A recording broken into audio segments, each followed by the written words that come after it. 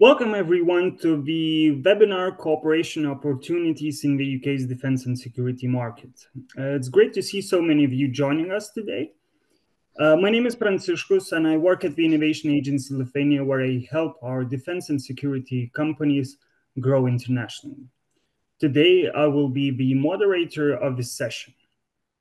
With DSCI 2025 approaching fastly, together with ADS, which is the premier UK trade association for aerospace, defense, security, and space industries, we felt that this is the perfect moment to provide Lithuanian companies with insights into public and private opportunities in the UK market. Today, we'll hear from two ADS experts who will share their knowledge, followed by time for your questions.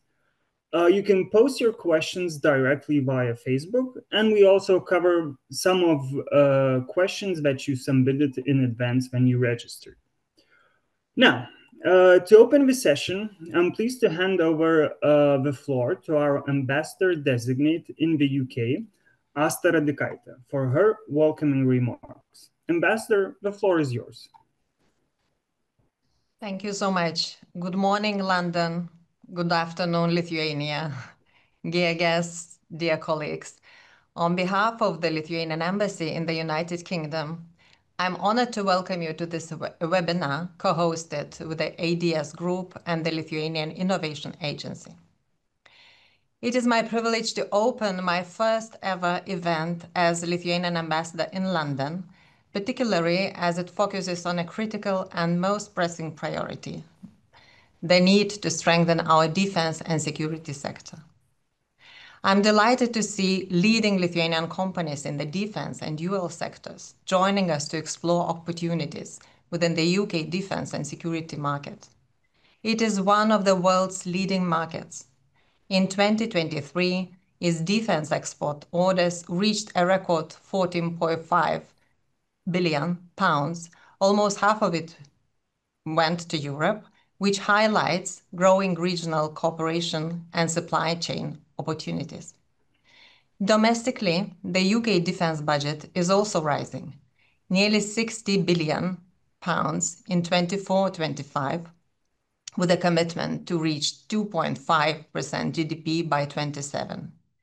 Importantly, investments are not only in traditional defense platform, but also in areas where Lithuanian companies excel, from advanced manufacturing and aerospace to unmanned systems, cybersecurity, and dual-use innovations. We're very pleased to have ADS Group, the leading UK association for defense, aerospace, security, and space, as our partner today, as well as through the multiple initiatives we have carried out together in recent years.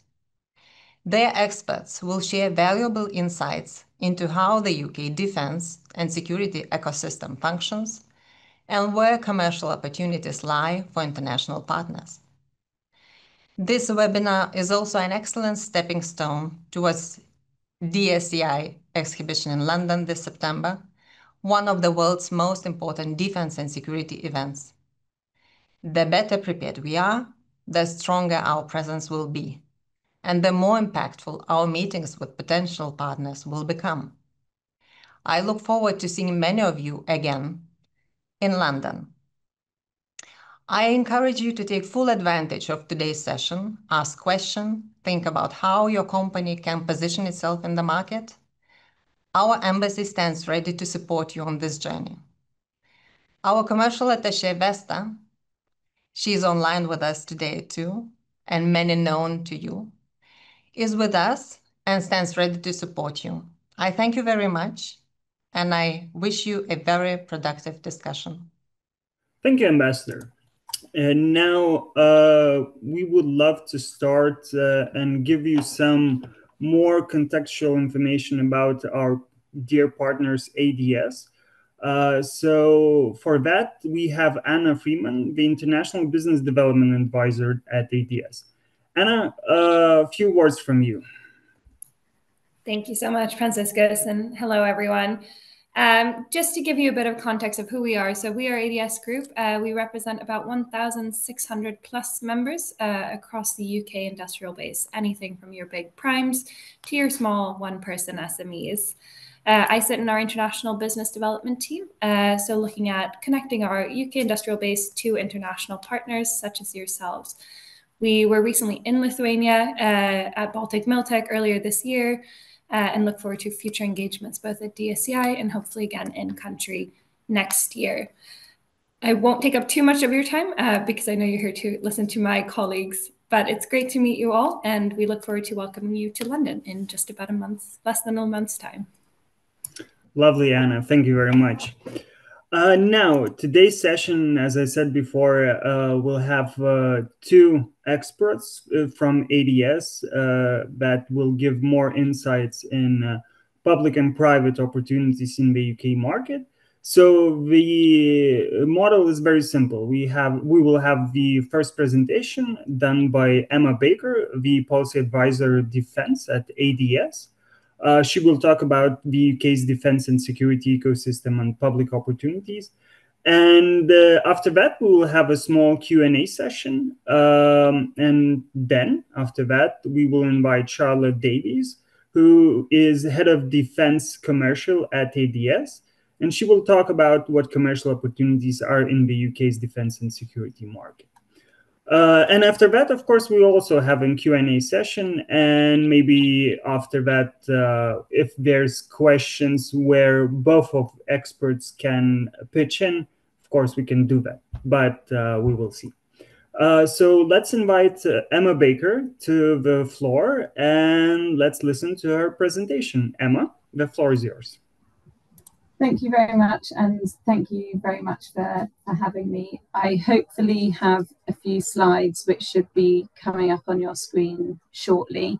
But just to introduce myself, I am the Defence Policy Advisor at ADS, and so my job is to help cohere all of our policy positions and to then advocate for those with UK government in a way that benefits our members and can help increase business opportunities. So if I could go to the next slide, please. This is just a very brief outlook of the UK defence sector. And the UK defence sector faces an increasingly complex threat landscape. We've got shifting geopolitical priorities and resource competition within quite tight fiscal constraints to operate within. And since the invasion of Ukraine, there's been a really sharp wake-up call within the UK on the need to build industrial capability to combat an ever-increasingly varied threat environment. So from technological advancements that are changing warfare to shifting geopolitical priorities amongst NATO allies, the UK defence industry is a critical enabler to UK security to meet those threats. The UK is about the 6th largest defence spender in the world, and so that presents quite a few opportunities. There are just over 180,000 direct employees in the UK defence sector, which is a growth of about 30% over the last 10 years, so that's reasonably significant growth. The growth of exports has increased by more than that. That's increased by 52% over the last 10 years. And so it's a really healthy, thriving part of the UK economy, and it's an area that is seeing significant growth, and it's an area that the UK government are really leaning into as part of their growth and prosperity agenda as well. So that presents more opportunities down the line, hopefully. If I could go to the next slide, please. Some of this has been touched upon already, but just in terms of the headline numbers, defence spending is rising to 2.5% of GDP by 2027, and there's a target of hitting 3% within the next parliament. There is also the NATO target of 5% of GDP for all of defence and security resilience spending by 2035.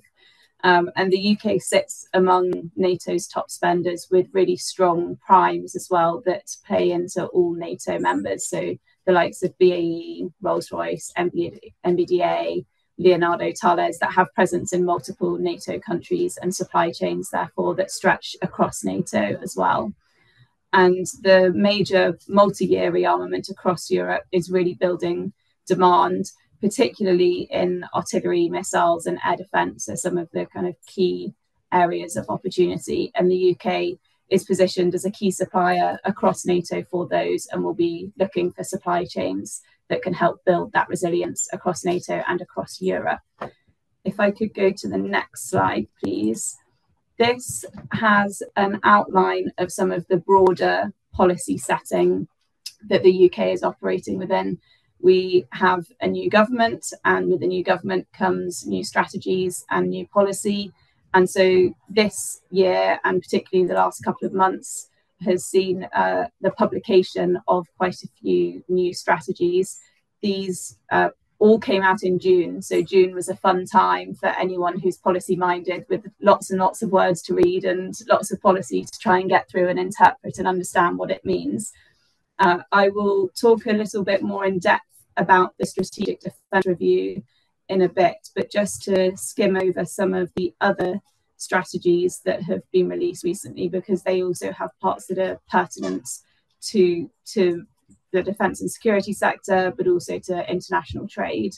So the National Security Strategy, which came out towards the end of June, brings together quite a few of the other strategies. And so it brings together the SDR, the Strategic Security Review, the AUKUS Review, a resilience strategy, a China audit, and industrial and trade strategies. And so this created more of the narrative, the overarching strategic narrative that the UK is going to sit within and establish the sort of strategic context. And that has been framed by confrontation, competition, and cooperation is how that's been worded. So it clearly sets out the need to cooperate with partners and allies in order to meet the demands that we currently face as a nation, but also as Europe and as NATO. And it has an ambition within the National Security Strategy to build one of the most dynamic defence industrial ecosystems in the world. So it has quite a strong focus on the defence industry and the need to build and strengthen the defence industry. And so there is a clear industrial focus throughout all of this as being a key enabler to securing the strategic aims that the government wishes to secure.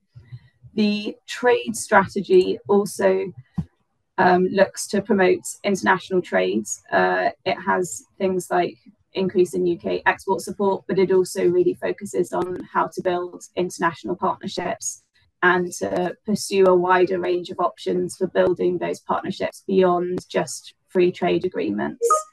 And it is candid on the UK's strengths as being a service provider, but it doesn't lose sight of the importance of advanced manufacturing and the importance to build those partnerships across advanced manufacturing as well. If I could just go to the next slide, please, I will focus a little bit more on the Strategic Defence Review. So the Strategic Defence Review sets out a vision that wants to be achieved by 2035 for the UK to be a leading tech-enabled defence power. So there is a strong focus throughout the SDR on how emerging technologies and new technologies can increase lethality, can augment fighting power, and can drive efficiency and ensure better value for money as well. And there are 5 ambitions, which include a NATO first, but crucially not NATO only defence policy that highlights the need to build international partnerships across defence. It also shows the commitment of this government for UK defence to be an engine for growth, linking the defence and security imperative with an economic imperative as well. And it also looks to adopt a whole of society approach to defence that is seen in the NATO target of 5% of having defence and security and resilience all being closely linked together in an understanding that those ecosystems all support each other. And the SDR also specifically calls out opportunities for developing conventional deep precision strike capabilities. Both the SDR and the industrial strategy set out what are called frontier industries, which are particular areas of focus for investment. And that includes drones and autonomous systems. It also includes directed energy weapons, combat air, and maritime capabilities. If I could just go to the next slide, please. I'm just going to run through a few of the headline policies that are within the Strategic Defence Review. And I won't go through all of these in depth, but the key one is that top one, which is the need for defence to create new partnerships with industry and to move beyond customer-supplier relationships into forming strategic partnerships with early engagement with a wider range of stakeholders to maximise expertise, to accelerate acquisition, to manage risk slightly differently, and to engage a wider set of suppliers within defence as well. There are a few policies that are domain specific. So the Army is to becomes 10 times more lethal by 2035, and the Navy is to have a cheaper but a simpler fleet. So looking at alternative commercial options that can augment the current fleet is going to be a real focus in the coming years for the Navy as well. And then there's a new cyber and electromagnetic command that will be stood up, and that should reach initial operating capability by the end of this year. And that will be looking both at defensive and offensive digital capabilities. If I could go to the next slide, please. There's also particular targets and focus around uncrewed systems and AI, with a particular fund to invest in AI as well, to increase the adoption of AI across defence. And then there is also a section around defence diplomacy and how defence will support wider foreign policy. And then there's also looking at the digital warfighter group, which will be established to deploy digital and conventional warfighters side by side. So things like the Defence AI Fund, the Digital Warfighter Group, and the Cyber and Electromagnetic Command show a real focus on that area, and that investment will be directed that way as well. So I think that's a key opportunity for businesses looking to the UK as a real signpost of the direction of travel that the government wishes to go in. If I could just go to the next slide, please. I've got a few headline acquisition commitments, which again, I won't go through, but are helpful to highlight areas that money has been committed, because this shows where commercial and business opportunities are likely to be. This doesn't have a huge amount of detail. We are waiting for a defence investment plan in autumn, which will take over what used to be called the Defence Equipment Plan. And that is essentially the acquisition pipeline for the next 10 years. And it will be funded for 5 years, but it will have the pipeline for 10 years. And that will lay out in more detail what money is going to be spent where and when. And so that I would recommend as being a critical document for companies looking to do business in the UK, to show the demand signals of where UK MOD is going to be spending money and what the timelines for those look like. But this outlines just some of the opportunities that have been announced and shows roughly the scale of investment that is expected for some of those opportunities as well. If I could go to the next slide, please. This I will not spend too long on, because this is more my colleague's domain in terms of the procurement and how the commercial side of that is changing and where the opportunities are. But there were a couple of headline policies that have been announced within the Strategic Defence Review around procurement reform. And so this will also be vital in terms of how the MOD does business and how companies engage with the MOD. But I will leave that for Charlie to pick up down the line, because otherwise I will be stealing too many sandwiches, and I'm not the expert on that area. She is. So if I could go to the next and final slide, please, for me. This is just to bring some of that together and show a few of the upcoming opportunities. Within the commitments that have been made. There are also then some of the really big flagship programs like GCAP, which is for the next gen combat air, and we'll have multinational supply chains and also long-term R&D demand as well. AUKUS is another really multinational procurement opportunity, and also fits into the SDR focus around advanced technologies, AI, quantum, electronic warfare, undersea capabilities that have been present. And so that would also be an area of focus for investment. I wanted to touch very briefly at the end also on sort of innovation funding and dual use capabilities as well. The NATO Diana has a regional office in London as well. And so that is an area that there's a lot of desire for UK companies to partner with other companies across Europe and across NATO in order to feed into Diana projects. So there are potential business opportunities there in that partnering. And also through the NATO Innovation Fund as well as another way of that the UK is leaning into multinational partnerships to access that innovation funding and to really look at how we can accelerate innovation and scale up delivery of those things. And then finally, unsurprisingly, there's a lot of focus areas aligned to lessons learned from Ukraine and how we can both continue to support Ukraine to the best of our ability, but ensure that the lessons from the battlefield in Ukraine are being maximised to the best of everyone's ability to build up the security of NATO. So particularly around things like resilient comms, autonomy, AI-enabled sensors, and munitions production. That's about it from me, and I'm aware that is a very quick, rapid run through quite a broad and complex policy landscape.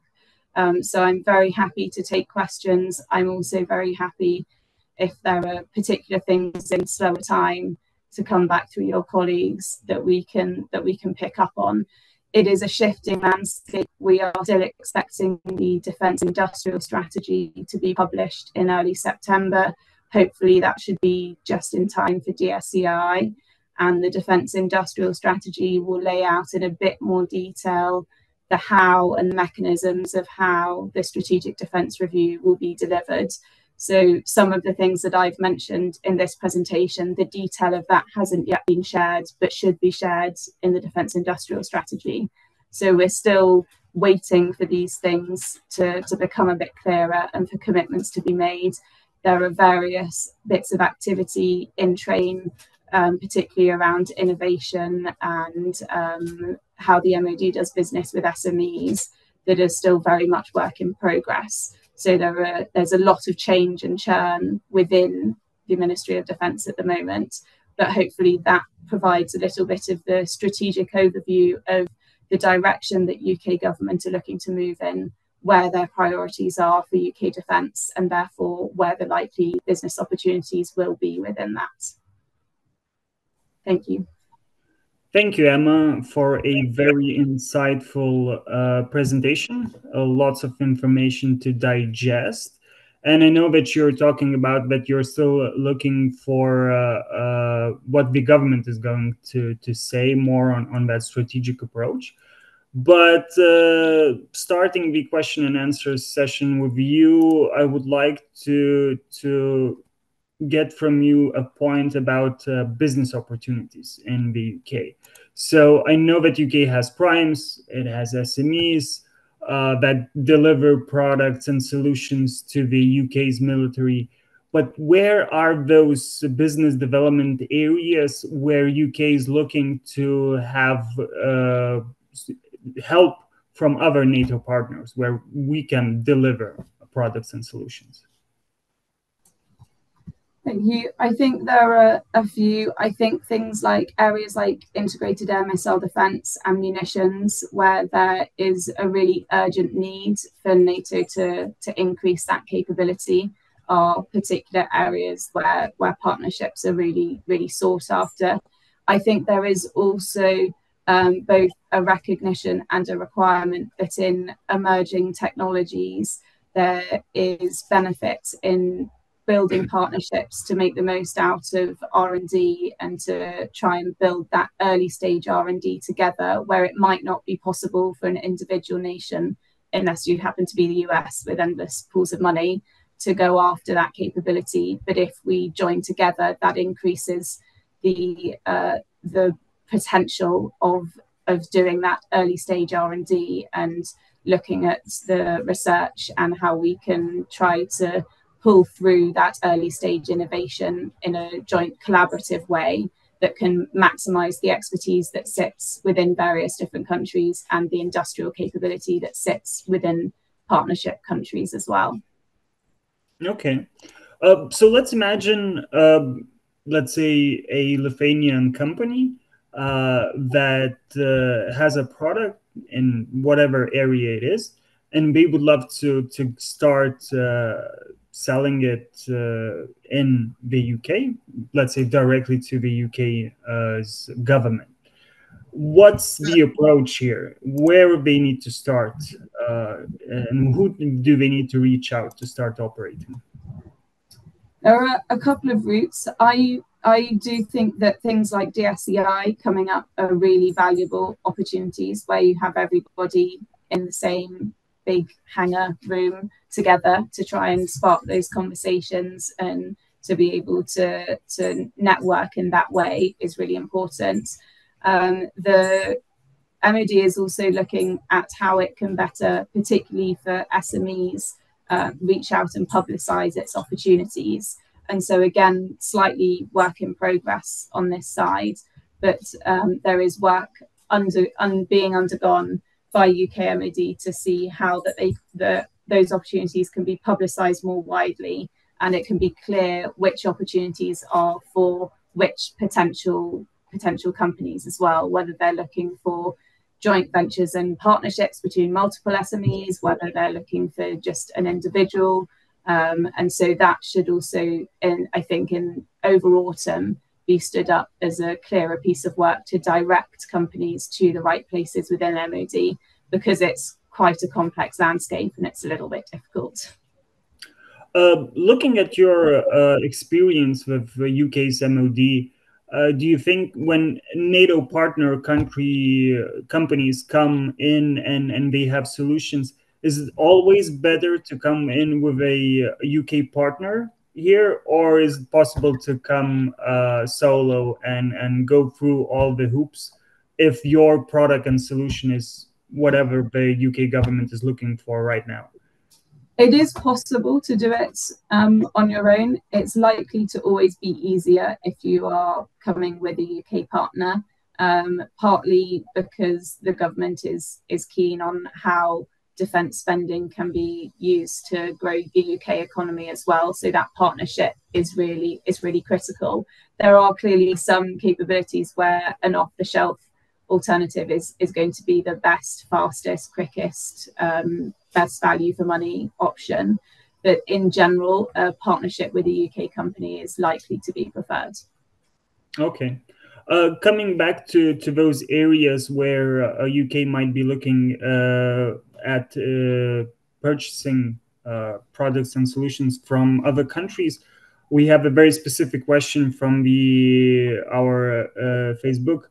So what about the high intensity laser systems, high energy laser systems? Is there an interest here, or UK is good on that internally? I think there is interest. I think both in the laser area and, as we've seen, in the sort of directed energy weapons area, that's something that the UK has highlighted as a particular area of interest for building capability. And for some of those more advanced technologies, they are also likely to fall into the area whereby joining forces on the earlier stages will maximize capability, and so is therefore of interest. There are some bits where the UK already has slightly more advanced capabilities with the sort of kinetic Leonardo consortia for Dragonfire, for instance. but there is still quite a lot of work to be done in this area, and so there is still appetite to see how we can partner and how we can build the R&D in those areas as well. Okay. Emma, thank you very much. We'll come back to you after Charlotte's presentation. Maybe we'll have some questions then that you could also answer as well. But for now, thank you very much, Emma. Thank you. So now we have Charlotte Davies, who will present her take on the commercial opportunities in the UK market. Charlotte, the floor is yours. Thank you very much. Bear with me. Shall I share my screen? My name's Charlotte Davies. As you can see, I'm Head of Defence Commercial at ADS. I'll explain a little bit about Defence Commercial because I think it's relevant to this discussion. But it's great to have this opportunity to speak with you today. So first of all, just to give you, my colleagues have already spoken about it, but you can see that ADS has a large presence as the defence and security trade body in the UK. We've got a number of members rising, and one of the most significant areas of growth right now in our membership is in the defence environment. So I won't stay on this slide for very long, but obviously the defence sector is a very significant area right now. My colleague Emma has already touched on it. She's much more expert about the policy environment for defence, so I won't say much more now. But I will get on then to my area of expertise, which is the UK defence environment as it is represented in the commercial and procurement space. Now, a lot of the policy statements that Emma has talked about and a lot of the signals from the UK government have indicated how important the role of procurement and specifically defence procurement is in meeting their strategic goals and agenda.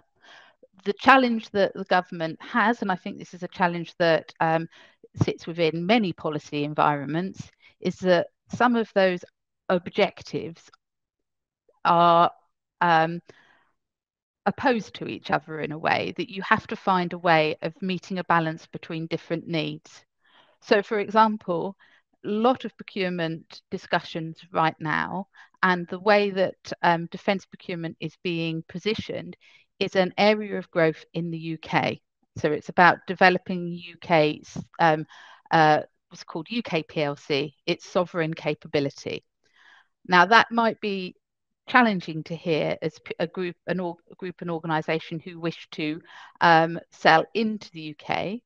And I don't want to tell you this and to put you off, but I do think it's important that because of the significant narrative around UK purchasing, this is something that you should consider when you're developing your own business strategies. It's been discussed a little bit already around partnership, about establishing UK entities in order to support to bid. It's not to say that UK organisations, most specifically the MOD and prime defence companies, are not very experienced at international procurement. They are, but there is a drive toward UK procurement. So I would encourage you to consider that when you are reviewing the UK market and how you can respond to that need. But there is also a NATO first area in procurement, and I think that this is something that you are uniquely in a position to be able to leverage. I think because of your geopolitical position, the role of UK's NATO commitments in procurement are something that you really should look at in terms of enhancing your offer, your business offer in the UK. I won't talk too long about all the other issues because obviously the UK is busy establishing bilateral agreements and managing non-state and emerging threats. There's also less prominent in conversations now, but there is still the net zero requirement, so technology that in defence that supports reduced emissions and similar initiatives. The war in Ukraine and the lessons learned from that, particularly around the fast innovation life cycles, has been really important in terms of adjusting procurement strategies. Emma touched on it, the development of this idea of spiral procurement, whereby money is provided for the initial development and is added and development requirements are built upon, rather than a end product requested, money promised, and then you may or may not get a solution at the end. Obviously, establishing trade environments with the EU, and obviously, as we all know, difficult trading situation induced by the tariff policies and uncertainty emanating from the US. So what I wanted to talk to you about is more practical matters now in terms of the UK commercial function. So first of all, I think it would be important to state, and this seems like such an obvious thing, but my experience of, I've worked in defence commercial for 26 years now, and I've worked in UK and international contracts, including in Lithuania. And one of the challenging issues that often arises is that there is a difference of perspective about what the commercial function is and does in the UK compared to in continental Europe. There are reasons for this that I won't go into detail about now, but effectively in the UK, when someone is talking about the commercial function, they are talking about the buying and selling organisation. In the UK, the government commercial function are the civil servants are the only people empowered to commit a contract. So it's always worth looking out for the commercial in the job title or someone from the government commercial function, because although they don't make the only decision, as you would expect, it's a joint collective endeavour, it's the government commercial officers who will have the legal power and the delegated authority to make that final commitment. So it's something to look out for. But they are in industry, there is a difference because commercial sells upwards to a customer. This is in the UK, and procurement buys, and it's really something to try and get your head around. It can be confusing. The commercial people in the UK often, but not exclusively, come through 3 professional disciplines: legal, accountancy, or quantity surveying. You are most likely to deal with either people who have a legal background or an accountancy background. The job function covers both. So if you're talking to someone in a commercial context or in the UK, that's something to consider about their background. And also to bear in mind that the UK legal system is based upon common law and not civil law. And therefore it's based, although there are rules, legislation, it's also based on practice and what courts have decided before. This is very different sometimes from the continental system, which is based on a codified practice. And this might seem like a strange detail, but it's worth thinking about because it affects how people negotiate. And you need to be aware, if you're in the UK market, that the contract tells you part of what the legal requirements are, but there is also a wider contracting environment that is assumed that you know that you have to be aware of. So if you are negotiating a UK-based contract, I would strongly recommend you get UK-based legal advice. And as I mentioned earlier, commercial functions are specifically empowered to commit organisations, and that's something really important to remember.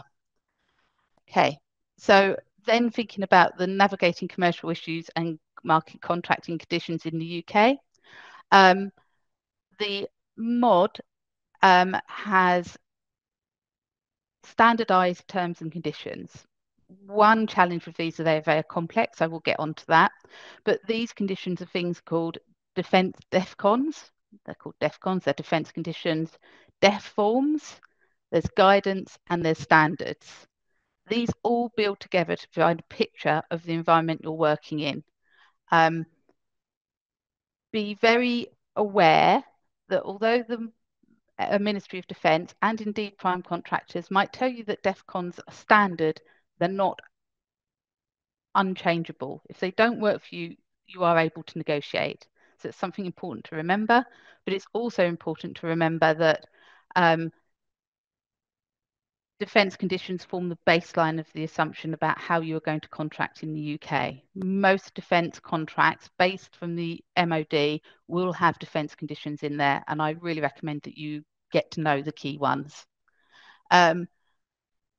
Also, you need to think about principles of strategies, IP protection, limits of liability, single source contracting regulations, battery technology. These are all issues that sit around a contract that you need to be aware of. For example, limitations of liability. There is a move in the UK to move away from limits of liability that are open-ended, that are unlimited, because they're seen as poor value for money. These are all things that I recommend that you become acquainted with and understand. Then this point, market access, which I know there's been some questions around, I recommend that you look and find frameworks. So build your relationships with prime contractors who will have frameworks of their own. The UK MOD and the UK government has lots of frameworks. I would say that this is a criticism of the environment, that there are too many frameworks, but do your research and try and find the frameworks that best suit your technology, and make sure that you get on those frameworks before there is a contract that you are particularly chasing. Because what often happens is that an opportunity will be published and it will say, we are going to use this framework for you to contract for this, to bid for this opportunity, but you cannot join the framework now that we've released this opportunity. So you have to have already been a member.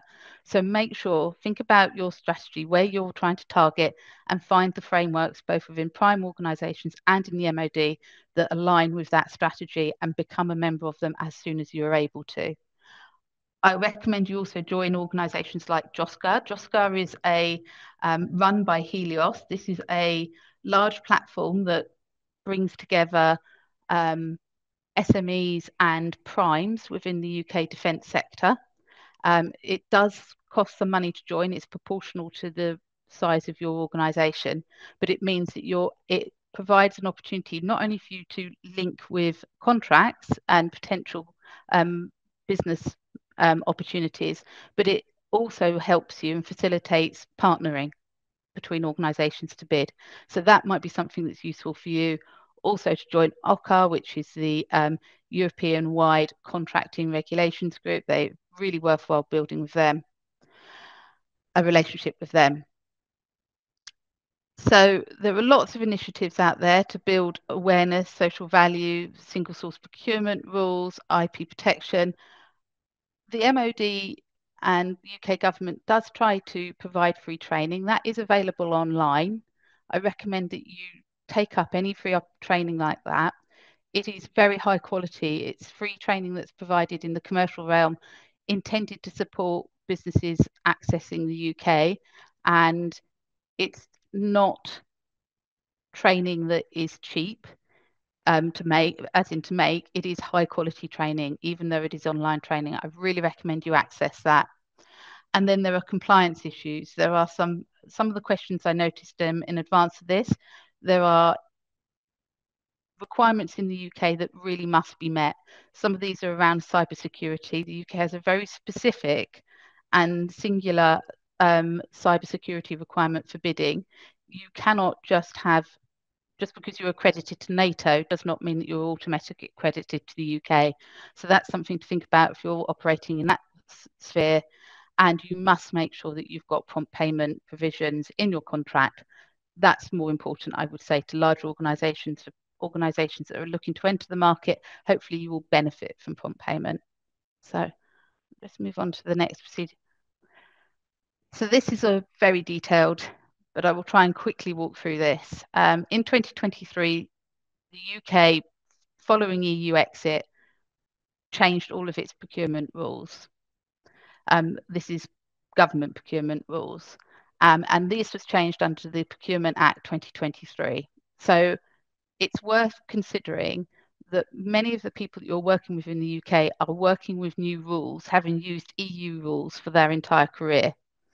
The Procurement Act, I think, is very good because it does allow for more flexible procedures.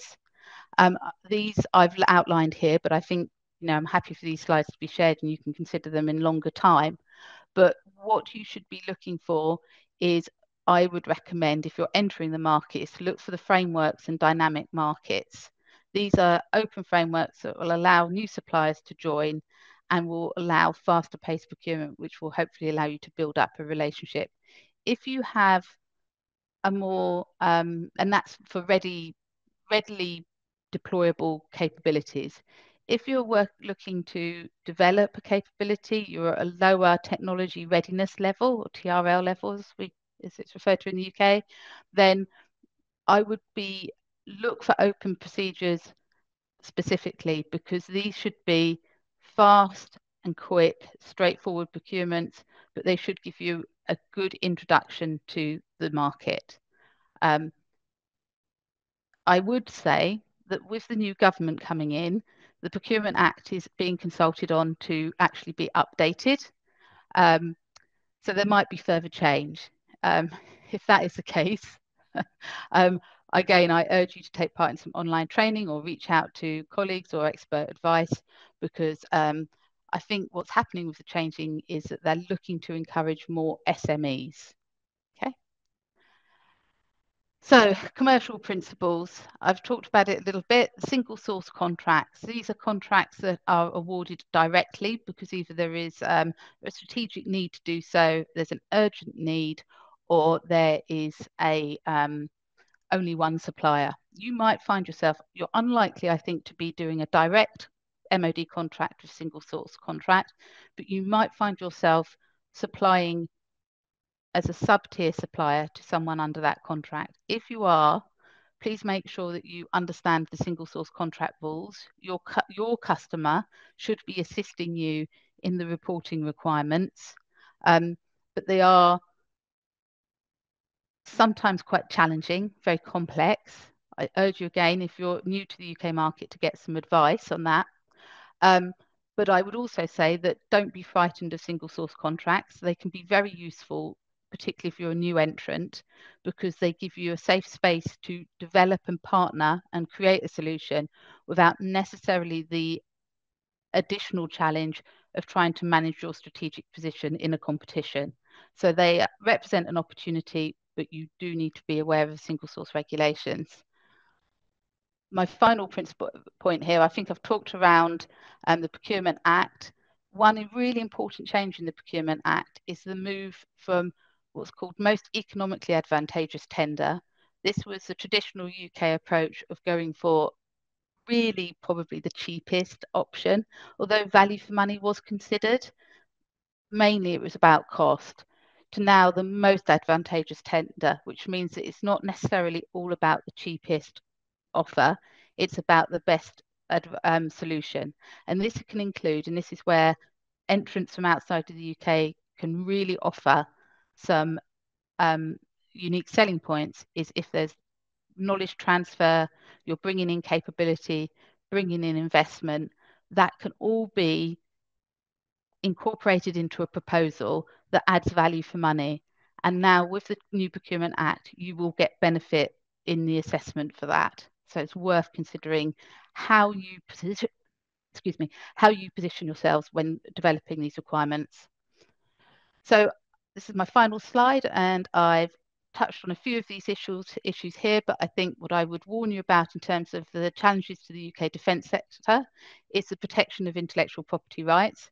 I think it's fair to say, and I think I don't think this is a naive position, but the UK MOD is not interested intentionally in misusing an organisation's IP. The principle of its protection is well understood throughout the market. What becomes a problem is that sometimes clashes with misunderstanding how the impact of particular rules. So the MOD may want access to something without thinking about how that might be a problem from an IP protection point of view. So it's good intent, but still be careful. The other problem is speed of procurement. UK procurement decisions are very slow. Unless there's an urgent operational requirement, which means effectively a war situation or a high threat situation, then procurement's always overrun in my experience. So you need to make sure that your organisation is resilient enough in a bid to be able to manage that. And complexity. There are lots of doors to get into the defence market, and sometimes the problem is that there's so many ways of accessing. It's really hard. It's a really complex environment. My advice to you is to partner with UK organisations. they can assist in meeting government investment policy, make use of trade bodies and trade missions, build personal connections. They really do matter. Local expertise and knowledge transfer is a worthwhile investment in this market. So that's a brief overview, but give you the opportunity to ask some questions. Thank you, Charlotte. Now, because time is running out for us, let's quickly dive into some questions. And I would like to start with you on certifications. So, for example, we have manufacturers in Lithuania who want to sell directly to the government, or let's say for the B2B partnerships. What is the list of certifications that they need to generally adhere to be considered? Okay, so if they are looking into the defence space, then they will need some level of security accreditation. They will also need a requirement called Cyber Essentials, which is the baseline of cyber protection. This is probably the most tricky and onerous for smaller organisations to develop. The new Procurement Act requires procurement agents in the UK to not insist that this capability is all in place before an organisation bids. Okay, so oftentimes there used to be a problem that you would have to have insurance levels, and there will be basic insurance levels you will need, but it's now possible to bid on the basis that you will get some of these accreditations rather than that you need them in advance. But if you want to start being credible, I recommend that you also get a UK registered company. UK civil servants are alert to what's referred to as decapitation, which is effectively just a UK PO box number. So if you do want to build a UK presence, then make it a sincere one. It can be built, doesn't have to be huge, but it does have to be showing good intent and policy towards it in your organisation. If you're not going to do that, then at the very least get the Cyber Essentials, get some security protection accreditation in place. Looking at this, I think, and during your presentation, a key point you mentioned is that the UK government is looking that companies who are supplying the military should be established in the UK. That's preferred, right, method. So yes, two ways, right? One is getting a partner who's British, right? Yep. British company. Or establishing, as you said, sincere office in the UK. So that's two preferred ways, right? Yes, it is.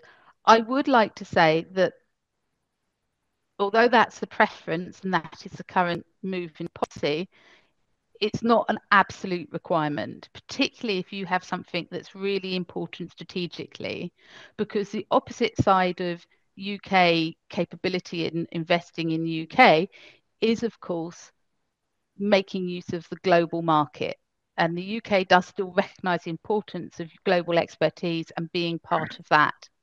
So don't be put off if you're not prepared to do those UK actions, but do think carefully about whether or not your offer matches that strategy. All right.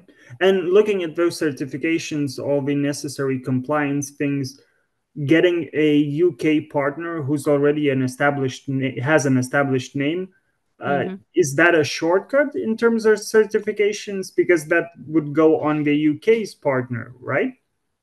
Not always. No, you will probably have to establish your own. But what they will, if you have a UK partner, what you will have is the assistance in getting that capability and understanding what is absolutely necessary and what would be nice to have. And a UK partner can normally help you with that. Okay, thank you. So we still have one question from the live session. So it could go to both of you, Charlotte and Emma. So in your opinion, what UK's MOD tenders or procurement programs could be open for Lithuanian companies, and especially our colleague is asking in UAVs, electronics and munitions. Do you have anything planned in advance in these areas? So I couldn't answer for the specifics. I might defer to Emma a little bit on that.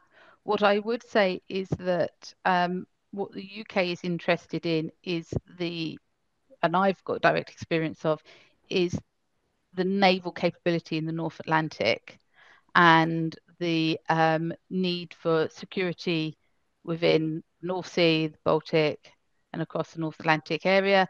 So I think there's a naval area there, but I'm less aware of the requirements in terms of the other markets you referred to. Emma, do you have any insight there? Not particularly. I think that is one of the things that hopefully the Defence Investment Plan will set out a bit more detail on, because that should set out in more detail the capabilities that the MOD are looking to purchase, at what scale and when. And so that work is currently undergoing at the moment. They're consulting and working that through. There's a vague publication time of autumn for that, which seems to be pretty vague and probably means any time up until Christmas. But we're slightly waiting on that to have more detail, to be honest. Okay, thank you very much. So Charlotte, Emma, we ran out of time. Thank you very much for your presentations. DSCI is approaching fast, as I said in the beginning, and I think the ADS will have a full team on the floor. So anyone from the Lithuanian side can come up to you and start a conversation on anything that they're interested in, be it finding partners from your 1,600 members, or just having a conversation on those topics we just discussed here. So we are very grateful for your support. We are very grateful for your partnership. And we hope to see you soon, I guess, at DSCI. Great. Lovely. Thank you. Lovely. Thanks very much. You. Cheers. You. Bye. Bye-bye. So this is the end of the session. Thank you very much for everyone who tuned in, and we'll see you soon. Bye.